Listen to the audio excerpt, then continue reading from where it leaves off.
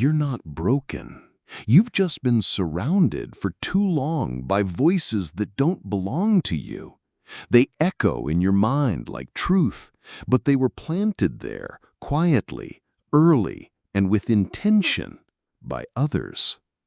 Voices that say you're behind, that you're failing, that you're not enough, not productive enough, not presentable enough. You hear them every day, and after a while you forget they don't come from you. Simone Weil understood something few people are willing to admit, that true attention, the kind that sees without judgment, listens without agenda, is terrifying, because it demands that we finally meet ourselves without filters.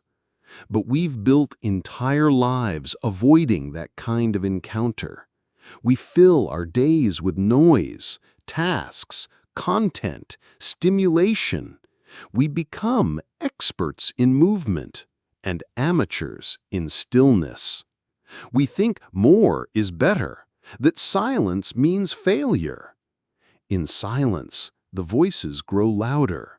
They rise up like smoke in a sealed room. We think this discomfort is proof something's wrong with us, but it's only proof that we've stopped listening to the voice that truly matters. Because there's another voice inside you, quieter, slower, but far more honest. A voice that doesn't speak in fear or shame or performance. A voice that doesn't compare, doesn't market, doesn't demand anything from you at all. Weil believed that attention is the highest form of generosity. Not scrolling, not reacting, not performing, but pure attention to the other, to the moment, to yourself, with no need to dominate, fix, or narrate. But we've replaced attention with projection. We don't see, we reflect. We don't listen, we wait for our turn to speak. We don't connect, we brand. We curate versions of presence and forget how to actually be here. That's not your fault. You were taught to do this, taught to be efficient, not gentle, taught to be impressive, not sincere, taught to chase applause instead of truth. And somewhere in all that noise, you lost track of you. You were taught to perform, not to rest, to explain, not to observe, to defend, not to witness. But real presence isn't loud. It doesn't need to prove itself. It just is. And you have that in you, waiting. The world profits when you forget how to listen, because distraction keeps you consuming, insecurity keeps you buying, confusion keeps you scrolling. The louder the world gets, the harder it becomes to hear what actually matters. And yet, beneath the static, something remains, a stillness, a center, a space that isn't moved by judgment or trends or algorithms. That space is you, untouched by marketing, unreachable by shame, patient enough to wait. That part of you isn't broken, it's just been buried under layers of other people's expectations, definitions, fears. And unearthing it doesn't require becoming someone new. It requires remembering who you were before the noise. Simone Weil didn't offer easy solutions. She didn't believe the soul could be healed by formulas or motivational slogans. She believed healing begins when we stop performing and start attending to the world, to others, to the self. And that kind of attention doesn't come through speed. It comes through stillness, through discomfort, through sitting with the urge to distract and choosing instead to stay, to witness, to soften, to not run. Maybe you're not lost. Maybe you're just disoriented in a world that teaches disconnection. Maybe the panic isn't proof of failure. It's the mind reacting to silence it hasn't been allowed to feel in years. We confuse busyness with meaning, constant stimulation with progress. But what if progress looks like less, not more?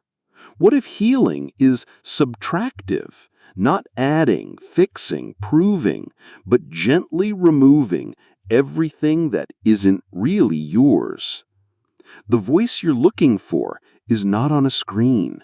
It won't come through a quote or a like or a reel. It will arrive in a moment of deep, unmarketable quiet, the kind that no one sees but you. It will speak slowly, without urgency, without branding. It will not flatter or criticize. It will simply ask, "Are you here?" And if you can answer yes, not with words, but with attention, something will begin to shift. That voice doesn't need to convince you of anything. It doesn't care how you look. It doesn't track your productivity. It doesn't fear silence. It is silence. And it's been waiting for you beneath every noise you've ever absorbed. You don't need to become anyone. You need to return to the self that already exists beneath the posturing, beneath the fear, beneath the craving for validation. That self is intact. It's simply been drowned out. This world will continue to reward speed, visibility, and performance. It will not applaud your silence. It will not validate your attention. But that doesn't mean it's not worth practicing. In fact, that's exactly why it is. Attention, real attention, is radical because it says, "I will not look away, not from the world, not from others, and not from myself, even when it's uncomfortable, even when it's unclear, even when no one is watching." Simone Weil called it the effort of the soul, and she was right.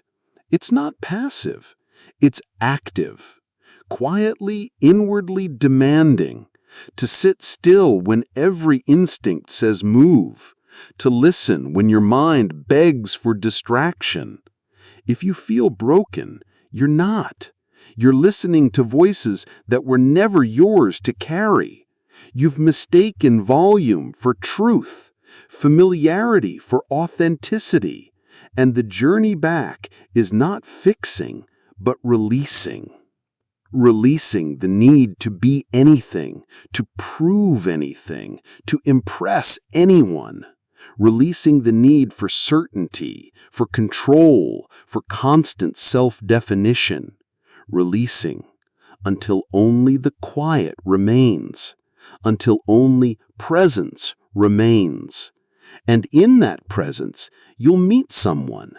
Not a persona, not a brand, not a version of yourself built for others. You'll meet the watcher, the listener, the one who's been with you through everything, patiently, silently waiting. They don't need anything from you. No caption, no argument, no perfection. They just want you to come home. And home isn't a place.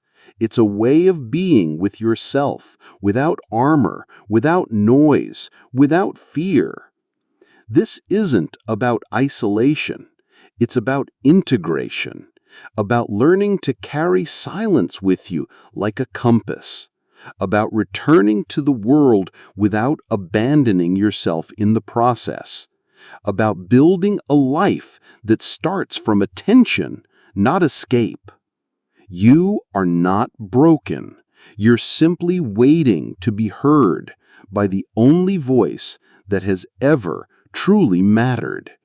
And that voice will never shame you. It will never rush you. It will never ask you to be anyone but yourself. So when the world gets too loud again, as it will, remember this: the voice is still there. Beneath the panic, beneath the pressure, beneath the persona. And all it asks is that you listen before you respond.